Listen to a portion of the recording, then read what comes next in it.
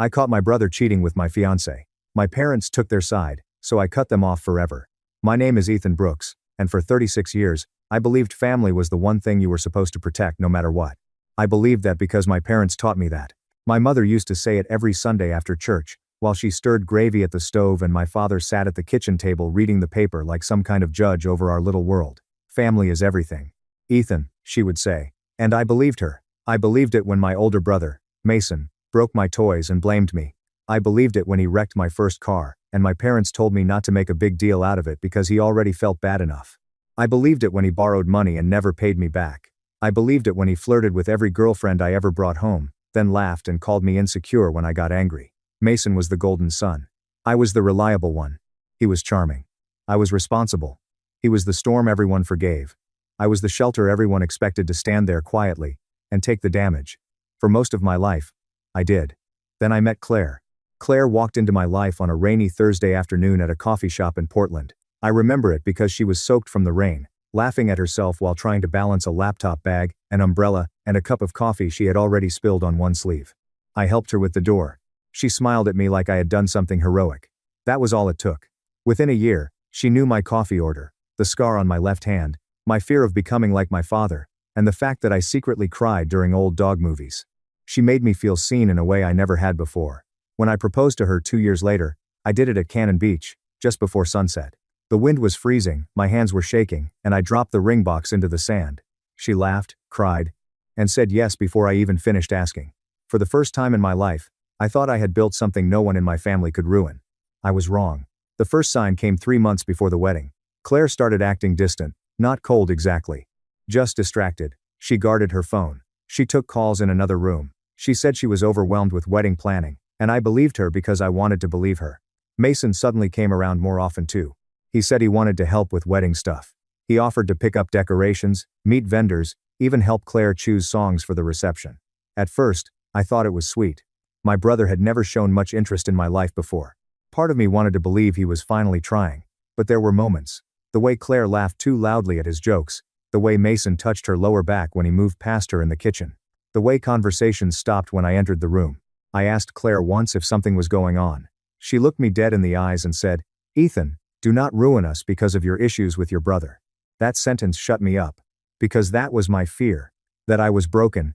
That I was jealous.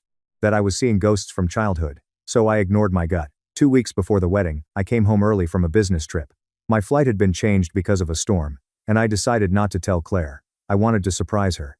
I bought flowers at the airport, drove through heavy rain, and imagined her face when I walked in.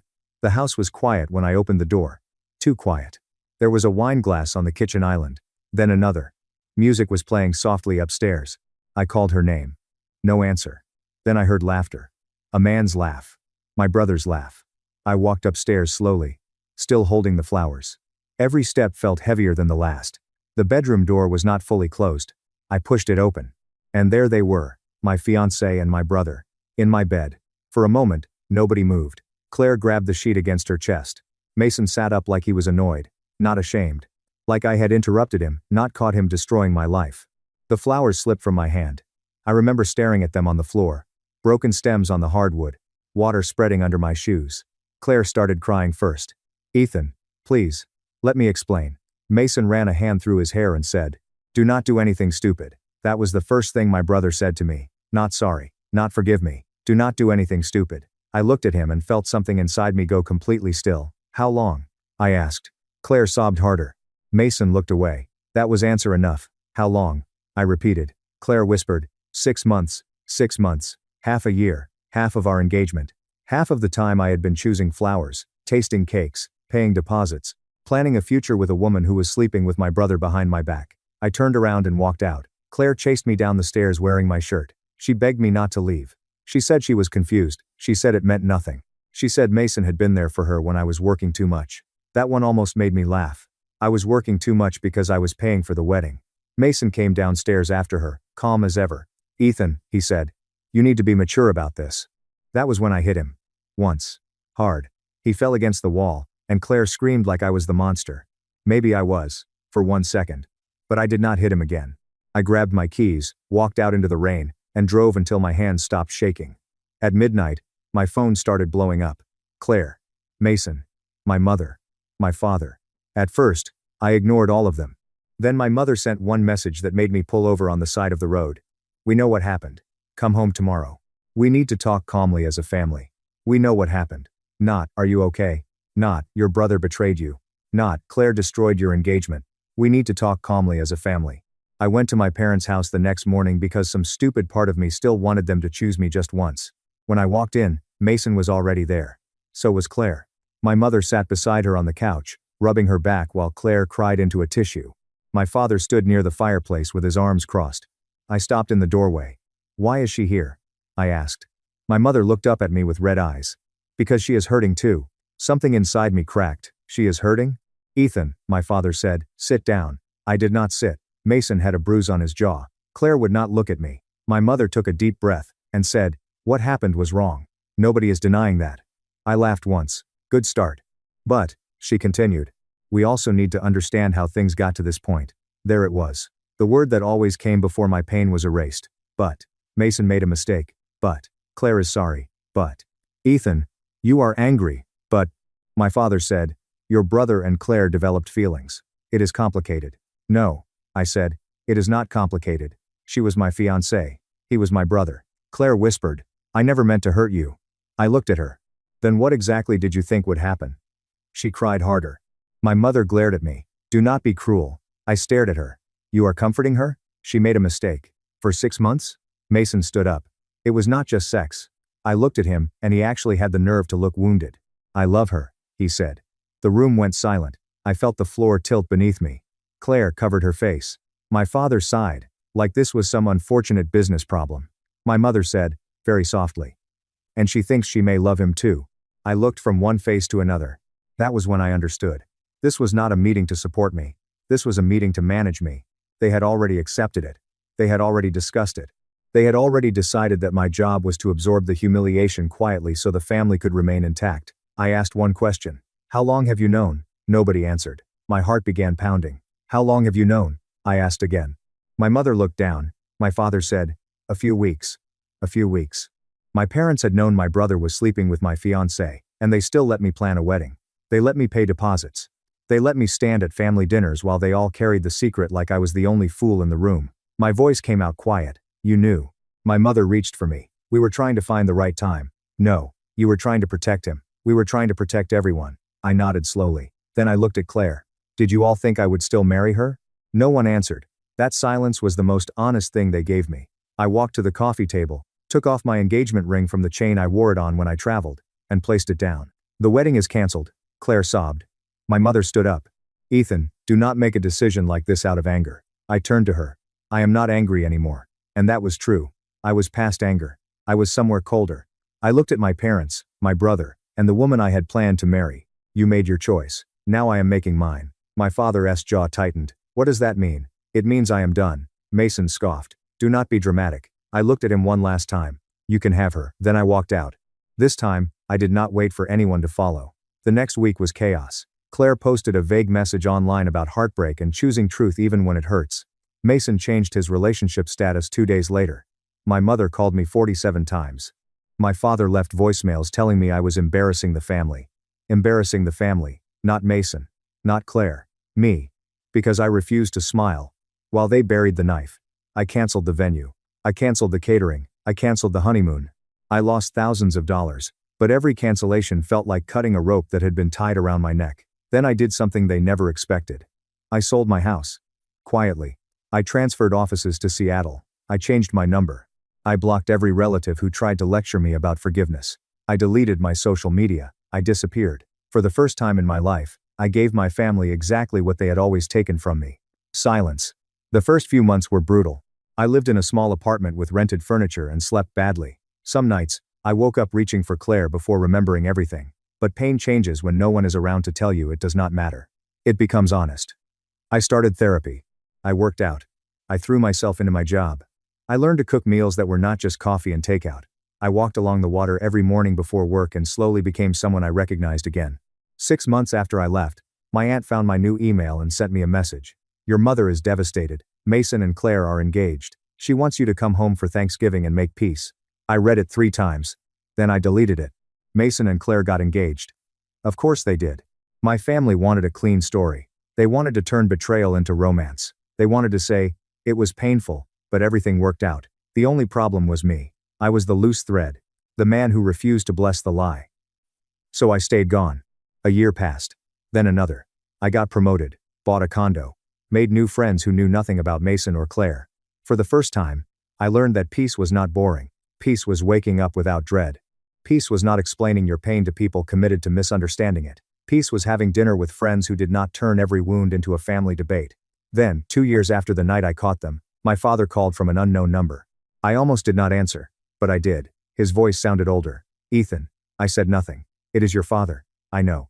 A long silence. We need to talk. No, we do not. Your mother is sick. That got me. My grip tightened on the phone. What happened? Stress. Blood pressure. She had a scare. I closed my eyes. Despite everything, I still felt it. That old pull. That child inside me trained to run home when they called. Then my father said, this family has suffered enough because of your stubbornness. And just like that, the child disappeared. My stubbornness? You vanished. You punished everyone. I laughed quietly. You knew my fiancée was sleeping with my brother. He sighed. We made mistakes. No, you made choices. Mason lost his job. My father snapped. Claire left him 3 months ago. Your mother has been crying every day. Are you happy now? There it was. The truth. They did not call because they loved me. They called because the golden sun had fallen. Claire left him.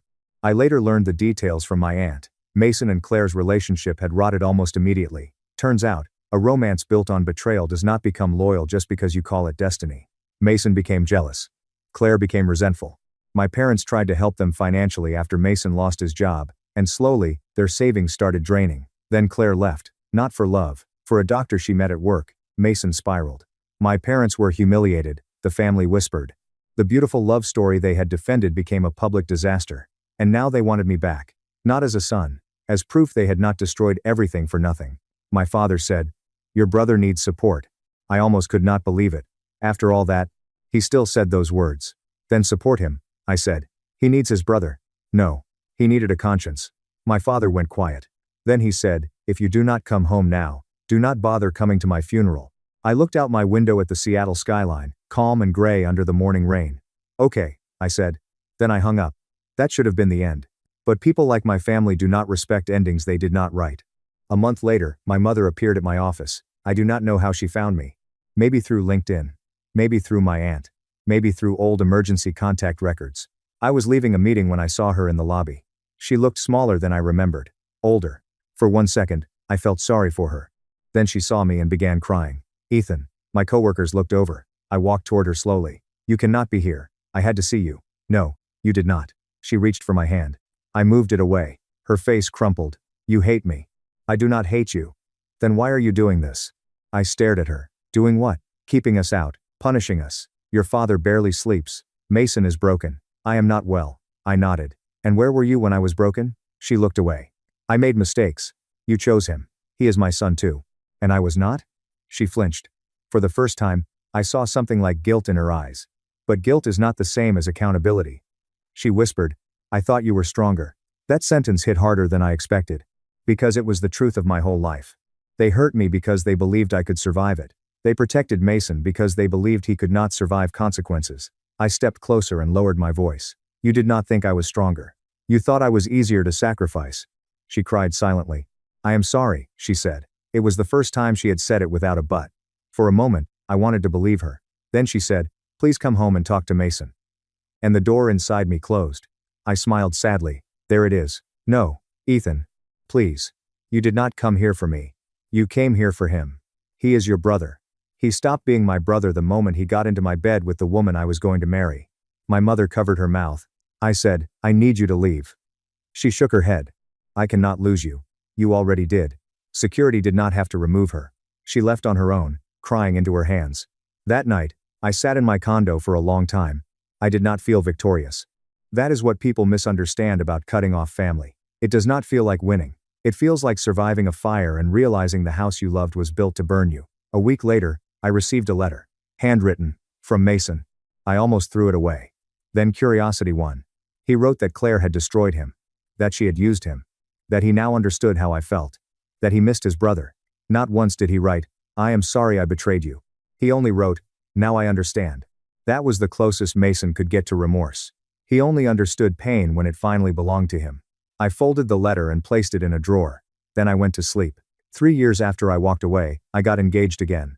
Her name was Nora. She was nothing like Claire. Nora was steady, kind, honest in ways that were sometimes uncomfortable but always safe. She knew my story before we became serious, and she never once told me I needed to forgive them to be whole. One evening, while we were cooking dinner, she asked, "Do you ever think about seeing them again?" I said, "Sometimes. Would it help you?" I thought about that. Not them. Not the family. Me. Would it help me? And the answer was no. So I said, "No." She nodded and handed me a chopped onion like that settled it. That was when I knew I loved her. Our wedding was small. No big venue. No dramatic guest list. Just close friends. Nora's parents, my aunt, and a few people who had become family by choice. The morning of the wedding, I received one final email from my father. Subject line: "Last chance." The message was short. "Your mother and I heard you are getting married. It is cruel that strangers will watch you take vows while your own parents are excluded. One day, you will regret this." I stared at it for a long moment. Then I deleted it. I married Nora under a clear September sky. When I saw her walking toward me, I did not think about Claire. I did not think about Mason. I did not think about my parents. I thought about how quiet love can be when it does not need to lie. 2 months later, my father died of a heart attack. My aunt called me. I sat down when she told me, but I did not cry right away. Grief came strangely. Not clean. Not simple. I grieved the father I had. I grieved the father I wanted. I grieved the apology that would never come. I did not go to the funeral. Some people will judge me for that. That is fine. They did not stand in that living room, while my parents comforted the woman who betrayed me. They did not hear my father call my heartbreak stubbornness. They did not spend a lifetime being told family was everything, only to learn that family really meant everyone except me. After the funeral, Mason sent one text from a new number. "You got what you wanted. Hope you are happy." I blocked him. Because that was the final lesson. Some people will burn your life down, then blame you for leaving the ashes behind. Today, I am 40. Nora and I have a little boy named Caleb. He has my eyes and her smile. Sometimes when I hold him, I think about the kind of father I want to be. Not perfect. Just fair. The kind who does not ask one child to bleed so another can stay clean. The kind who understands that love without accountability is not love. It is permission. I still think about that night, sometimes. The flowers on the floor. The rain on the windows. Claire crying in my shirt. Mason telling me not to do anything stupid. For a long time, I thought cutting them off was the moment I lost my family, but I was wrong. I lost them in that living room, when every person I loved looked at my pain and decided it was inconvenient. Walking away was not the loss. Walking away was the first honest thing I ever did for myself. And if you are listening to this because someone betrayed you, then asked you to forgive them just so they could feel better, let me tell you something I wish someone had told me. You are not cruel for leaving people who chose to hurt you. You are not broken because you refuse to bless their betrayal. And you are not obligated to keep a place in your life for people who only remember your value after losing access to it. My brother took my fiancé. My parents took his side. So I cut them off forever. And in the silence they left behind, I finally found peace.